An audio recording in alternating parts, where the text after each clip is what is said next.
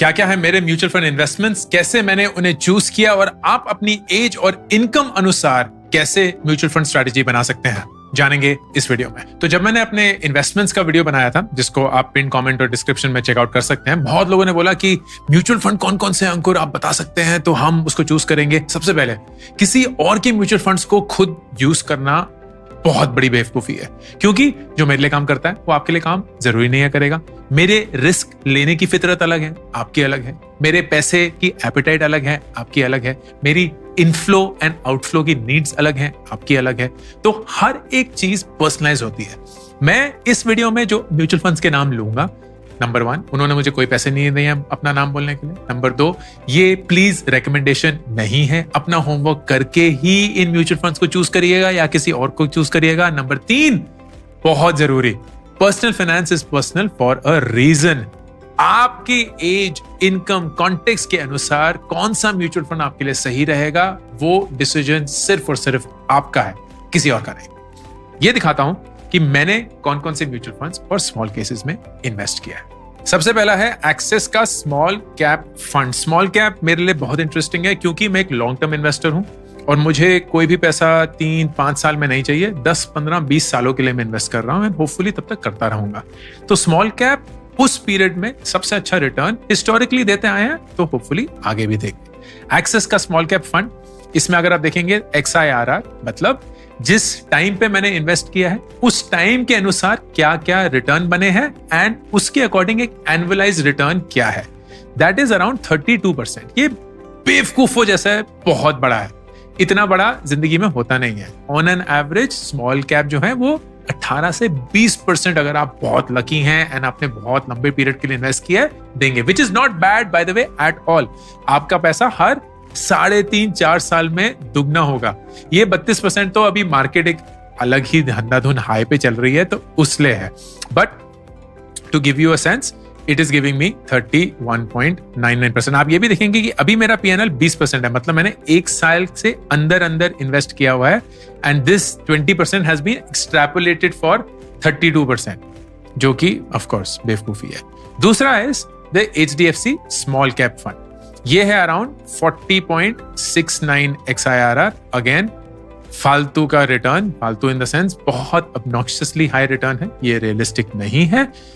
Long term में 18 से 20% ही आएगा। स्मॉल कैप इनफैक्ट मेरी प्रेडिक्शन अगले 1-2 साल में मेजर करेक्शन से गुजरने वाला है, क्योंकि last 2 to 3 years have been massively bloated. इसका मतलब ये नहीं है कि आप इन्वेस्ट ना करें, इसका मतलब ये है कि अगर आप स्मॉल कैप में इन्वेस्ट करते हैं, और मैं आगे वाले वीडियो में बताऊंगा कि एज और इनकम के अनुसार कैसे आप उसको बैलेंस कर सकते हैं रिस्क को। इसका मतलब ये है कि अगर आप लंबे टाइम के लिए स्मॉल कैप में इन्वेस्ट करेंगे, you will stand to gain a lot. And then there is the Parag Parikh Flexi Cap Fund. This is usually considered one of the best funds to invest, क्योंकि ये global में भी invest करता है, India में भी invest करता है and so on. इसका you will see the XIRR is very reasonable, 20.91. and आप बोलेंगे ये तो बहुत कम है, पर ये कम है with reduced volatility, तो रिस्क भी अकॉर्डिंगली कम है and that's why रिटर्न भी relatively कम है। ये रिटर्न अगर मुझे 10 साल के लिए मिल जाए, मैं तो प्यार कर बैठूंगा पराग से भी और पारिक से भी। So this is how you have to think about things कि 20% return will give you approximately 3.5 साल की डबलिंग, विच मीन्स मोटा 15 साल के अंदर आपका पैसा 16 गुना के करीब बन चुका होगा। Just insanely high if you think about long term view. तो दीज आर 3 म्यूचुअल फंड जो मैंने एक अकाउंट, ये अलग अलग अकाउंट्स हैं तो इसलिए मैं अलग अलग दिखा रहा हूं। सो दिस इज वन। फिर आते हैं स्मॉल केस, बट एक्चुअली बाकी के म्यूचुअल फंड भी कवर कर देते हैं। फिर है ICICI प्रूडेंशियल का स्मॉल कैप फंड। अगर मैं ये दिखाऊं तो इसकी यार XIRR है नहीं, इसका क्या नहीं, इसका XIRR हाँ इसमें दिख नहीं रहा है। बट अगर आप देखेंगे 1 साल का रिटर्न 46.5 है, 5 साल का 30% के करीब है। Again quite crazy and when you compare it with a lot of other things, but हाँ इसमें XIRR नहीं आ रहा। and then there is the Navi का Nifty 50 which invests in the top 50 companies of India। ये मैंने इसलिए लिया था क्योंकि ये काफी cheap index है, in the sense इसको खरीदने के लिए आपको बहुत कम एक्सपेंस रेशियो देना पड़ता है। बाकी स्मॉल कैप्स में यूजुअली एक्सपेंस रेशियो हाई होता है, इट्स अराउंड 1% और सो। तो आप उसी के हिसाब से देखेंगे whatever is your कंसिडरेशन, मैं अपनी कंसिडरेशन भी बताऊंगा, and then let's go to small cases. Small cases में मैं यूजुअली मोमेंटम स्ट्रेटेजी में इन्वेस्ट करता हूं। मोमेंटम स्ट्रेटेजी क्या होती है कि if a stock is rising in its price, it continues to rise before it begins to fall. तो एक थोड़ा सा मोमेंटम बना होता है कि क्योंकि वो एक रफ्तार से बढ़ रहा है तो थोड़ा और बढ़ेगा गिरने से पहले। तो वो जो थोड़ा और बढ़ेगा वाला पीरियड होता है ना, उसमें वो इन्वेस्ट करते हैं। एज यू कैन इमेजिन, ये बहुत एक्टिव फंड होगा क्योंकि बहुत ही कम पीरियड के लिए वो बढ़ेगा बिफोर इट स्टार्ट्स फॉलोइंग। तो हर वीक ये फंड चेंज होता है इन टर्म्स ऑफ किस में इन्वेस्ट हो रहा है और क्यों इन्वेस्ट हो रहा है। So I am invested in 2 momentum strategies. एक है वीकेंड इन्वेस्टिंग का, it's called the MINF 10 momentum, और एक है कैपिटल माइंड का momentum. If you look at the results, इसका XIRR is 28.5 which is pretty reasonable। ये नवंबर 14, 2022 से इन्वेस्ट किया हुआ है मैंने। कुछ लिक्विडेशन भी किया था क्योंकि होम लोन पे करना था वगैरह। And then the longer one is April 19, 2021। इसका XIRR इज 27.8। तो ये बढ़िया है कि ऑलमोस्ट 3 साल के लिए ये मुझे ऑन एन एवरेज 28% रिटर्न दे चुका है, which is not bad at all. And we will go through why I picked them up। फिर एक स्मॉल केस है growth at a fair price. मुझे काफी अच्छा लगा था क्योंकि it's like a balanced fund so on. इसका अगर आप देखेंगे तो 14.64 है, so it's very reasonable, Nifty 50 के आसपास घूमता रहता है, and will give you some nice happy returns. जो जून 9, 2021 से किया हुआ है, तो ऑलमोस्ट 2.5 साल के करीब it is given me about 14.5% का return. And there are some stocks, ये स्टॉक्स अगर आप देखेंगे बहुत कम प्राइस के मैंने लिए हुए हैं। इनफैक्ट कुछ तो इसमें EFT हैं, एंड ये मैं इसलिए लेता हूं ताकि मैं टेस्ट कर पाऊं a thesis. So I usually don't invest in stocks. ये मैनकाइंड फार्मा का पापा को बड़ा अरमान था लेने का, वो फार्मा इंडस्ट्री के हैं, तो मतलब मैनकाइंड फार्मा लेना ठीक है, ले लिया था। But the others I only by because I am testing a certain strategy. मैं स्टॉक्स में इन्वेस्ट नहीं करता हूँ, मैं सिर्फ और सिर्फ पोर्टफोलियोज में इन्वेस्ट करता हूँ। तो या तो वो म्यूचुअल फंड हो गए, या वो स्मॉल केसेस हो गए, या वो एक PMS या पोर्टफोलियो मैनेजमेंट सिस्टम हो गया, तो उसी के थ्रू इन्वेस्ट होता है। आई डोंट पिक स्टॉक्स क्योंकि मैं स्पेशलिस्ट नहीं हूँ स्टॉक्स उठाने के लिए। So please never ever follow my advice on stock picking. जब मैंने स्टॉक पिक किए हैं, US स्टॉक्स लिए हैं या इंडियन स्टॉक्स भी लिए हैं, मैंने अपना हाथ ही चलाया है। Okay, now let's understand what is the basis for me to pick up a mutual fund? 3 considerations. One, which is of course the return, and return over a long period of time. तो 1 साल का return नहीं देखूंगा मैं, 3 साल का देखूंगा, 5 साल का देखूंगा, 10 साल का है तो वो भी देखूंगा, because that gives me a level of confidence. Number 2 is the AUM, मतलब assets under management. कितने लोग अपना पैसा इस म्यूचुअल फंड में डालते हैं? बहुत ज्यादा भी अच्छा नहीं है, बहुत कम भी अच्छा नहीं है। So I'm looking for between 2,000 to say 25,000 or so crores, and उसके मतलब बहुत ज्यादा भी नहीं होना चाहिए, क्योंकि अगर बहुत ज्यादा होगा तो यू नो कि उनकी प्राइस या उनके बेचने से ही प्राइसेस फ्लक्चुएट करना शुरू कर सकते हैं। May happen, of course may not happen. Small cap में ये बहुत होगा, क्योंकि स्मॉल कैप अगर बहुत ज्यादा एक रेशियो एक ही फंड में चला जाएगा, वो वैसी ही छोटी साइज की कंपनीज है, क्योंकि स्मॉल कैप की डेफिनेशन क्या है कि उनका मार्केट कैपिटलाइजेशन जो है वो स्मॉल है।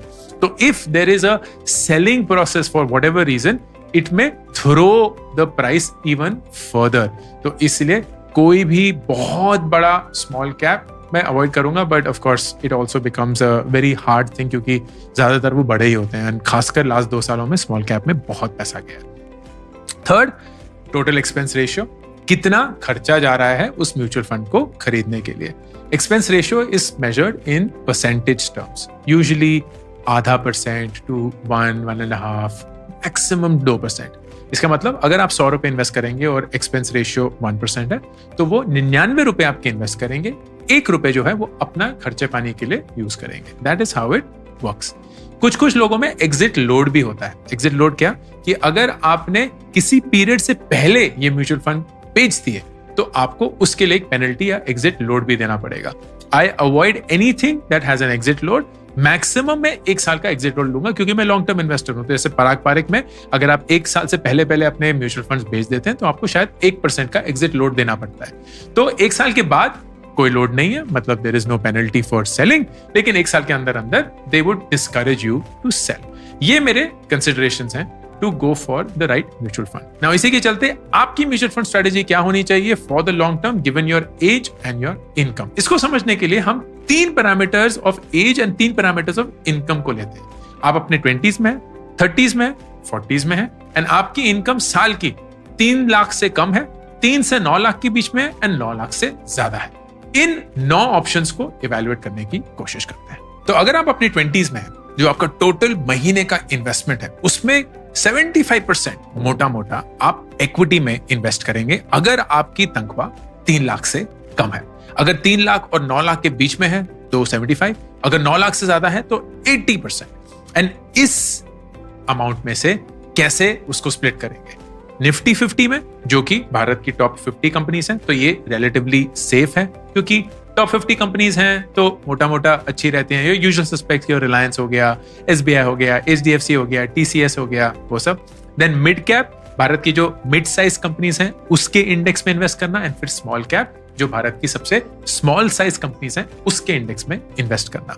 तो अगर आप 100 रुपए म्यूचुअल फंड्स में इन्वेस्ट कर रहे हैं तो उसमें से 40 रुपए अगर 3 लाख से कम आपकी तनख्वाह है वो जानी चाहिए निफ्टी 50 में, 30 रुपए मिड कैप में एंड 30 रुपए स्मॉल कैप में। अगर आपकी तनख्वाह 3 से 9 लाख रुपए है तो आप थोड़ा सा रिस्क ज्यादा ले सकते हैं, मतलब आप स्मॉल कैप की तरफ थोड़ा ज्यादा एंड निफ्टी 50 में थोड़ा सा कम जा सकते हैं। तो वही 100 रुपए अब आप 30 रुपए, 40 रुपए और 30 रुपए के रेशियो में बांटेंगे, मतलब 30, 40 एंड 30%। एंड अगर आपकी तनख्वाह 9 लाख से ज्यादा है एंड आप अपने 20s में ही है तो आपके पास रिस्क लेने के लिए काफी ज्यादा एपेटाइट हो सकता है। तो आप 25% निफ्टी 50 में, 40% मिड कैप में एंड 35% स्मॉल कैप में डालेंगे। अब यही अगर आप अपने 30s में आ जाते हैं एंड यही सेम इनकम स्लैब्स 3 लाख, 3 से 9 लाख एंड 9 से ज्यादा। अब 30s में 3 लाख से कम कमाना सडनली काफी रिस्की हो जाता है क्योंकि आपका नहीं, आपके परिवार की भी रिस्पॉन्सिबिलिटी आप पे होगी मोस्ट लाइकली। तो आप इक्विटी में 70% इन्वेस्ट करेंगे, उससे ज्यादा नहीं, ये भी बिल्कुल मैक्सिमम।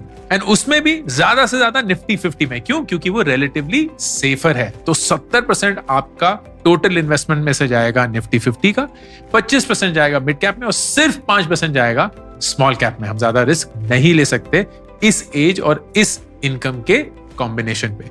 अगर 3 से 9 लाख रुपए है एंड आप अपने 30s में हैं तो 75% आप इक्विटीज में डाल सकते हैं, उसमें 60% Nifty 50, 30% mid cap, 10% small cap. And अगर आप अपने 30s में हैं एंड 9 लाख से ज्यादा कमाते हैं तो you are in a good spot. 50% हम निफ्टी 50 में डालेंगे, 35% मिड कैप में एंड 15% स्मॉल कैप में, with total 75% of our investment going into equity. अब अगर आप अपने 40s में आते हैं तो बहुत लोगों को लगे यार ये तो बूढ़े हो गए, वक्त खत्म हो गया है, अब इन्वेस्टिंग करने का क्या फायदा? गलत। आपके पास अभी भी 15 से 20 साल हैं before you retire, which is good enough time for you to build a retirement corpus. 3 lakh से कम में बहुत ज्यादा रिस्क है, तो आप 50% से ज्यादा इक्विटी में नहीं इन्वेस्ट करेंगे एंड उसमें भी 80% निफ्टी 50 में जाएगा, 20% मिड कैप में। स्मॉल कैप में डालने का रिस्क नहीं लिया जा सकता at this age and income combination. 3 lakh और 9 लाख के बीच में अगर तनख्वाह है तो 60% हम इक्विटी में इन्वेस्ट करेंगे, उसमें से 75% Nifty 50, 25% mid cap, small cap में अभी भी नहीं। एंड अगर आप 40 साल के हैं एंड 9 लाख से ज्यादा कमाते हैं तो 70% इक्विटी में, उसमें भी 70% Nifty 50 and 30% mid cap, small cap में हम इन्वेस्ट नहीं करेंगे। This could be a guiding principle basis your age and your income. जैसे कि मैंने बताया, जो भी मैंने म्यूचुअल फंड्स के नाम लिए हैं वो रिकमेंडेशंस नहीं है, वो मेरी इन्वेस्टमेंट्स हैं। आप प्लीज अपना होमवर्क करके ही वो चूज करिएगा।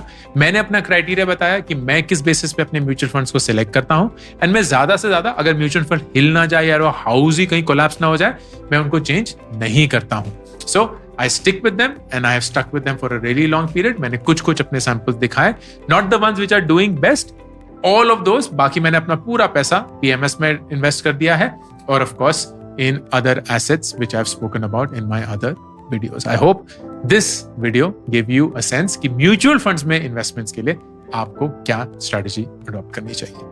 This is Ankur Warikoo signing off. मेरी नई book make epic money is now available for pre order. ये एक ऐसी किताब है जिसमें मैंने पैसे के बारे में वो हर एक चीज सिखाने की कोशिश, बताने की कोशिश करी है जो काश मुझे किसी ने बताई होती जब मैं अपनी 20s में था। एक बहुत ऑनेस्ट, बहुत सिंपल और बहुत जरूरी बुक। ऑर्डर करिए।